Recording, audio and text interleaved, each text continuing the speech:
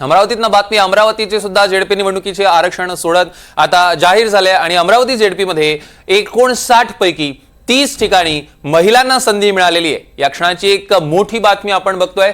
Amravati ZP निवडणुकीचे आरक्षण सोडत जाहीर झाले आणि जेडपीत 59 पैकी 30 ठिकाणी महिलांना संधी आहे। यावर अमरावतीत नेमकी काय प्रतिक्रिया उमटते या संदर्भातले अधिकचे अपडेट्स आपण घेणार आहोत। शुभम बायस्कर आपले प्रतिनिधी थेट अमरावतीहून आपल्या सोबत जोडले गेले आहेत। शुभम, सौरभ, आपण जर पाहिलं तर गेल्या लोकसभेच्या निवडणुकीवेळी लाडक्या बहिणीचं कार्ड जे आहे ते देशभरात चाललेलं आहे आणि त्याच्यानंतर विधानसभा निवडणुकीत देखील लाडक्या बहिणीनं भरघोस यश जे आहे ते दिलेलं आहे। त्याच पार्श्वभूमीवर अमरावती जिल्ह्याच्या जिल्हा परिषदेच्या असलेल्या एकूण 59 जागांपैकी तब्बल 30 जागा ह्या लाडक्या बहिणींसाठी आरक्षित करण्यात आलेल्या आहेत।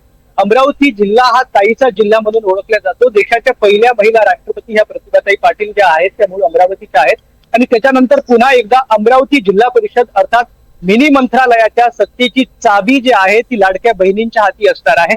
29 जागा ज्या आहेत त्या महिलांसाठी राखीव झाल्यानंतर आता त्याच्या राजकीय क्षेत्रात जे आहेत ते पडसाद उमटायला लागले आहेत। विशेष म्हणजे जिल्हा परिषदेच्या अध्यक्ष पद जे आहे ते सर्वसाधारण महिलेसाठी राखीव करण्यात आलेलं आहे आणि आता एकूणच जर या लाडक्या बहिणींसाठीच्या जागा आरक्षित करण्यात आलेल्या आहेत त्याचा जर आपण विचार केला तर अनुसूचित जातीच्या महिलांकरिता 6 जागा आरक्षित करण्यात आलेल्या आहेत। अनुसूचित जमातीच्या महिलांकरिताही 6 जागा आरक्षित आहेत। नागरिकांचा मागास प्रवर्ग जो आहे त्याच्यामध्ये एकूण 8 जागा ज्या आहेत त्या महिलांसाठी राखीव करण्यात आलेल्या आहेत। सर्वसाधारण प्रवर्गातील महिलांसाठी 10 जागा राखीव करण्यात आलेल्या आहेत आणि एकंदरीतच जिल्हा परिषदेच्या सत्तेची चावी जी आहे ती या लाडक्या बहिणींकडे असणार आहे आणि पुढच्या काळामध्ये अमरावती जिल्हा परिषदेच्या 59 ज्या जागा आहेत त्याच्यामध्ये महिला मोठ्या प्रमाणात सभागृहामध्ये दिसणार आहेत। सौरभ, निश्चितच या संदर्भातले अधिकचे अपडेट्स आम्ही घेणार आहोत। शुभम, तुमच्याकडनं तुर्तास धन्यवाद।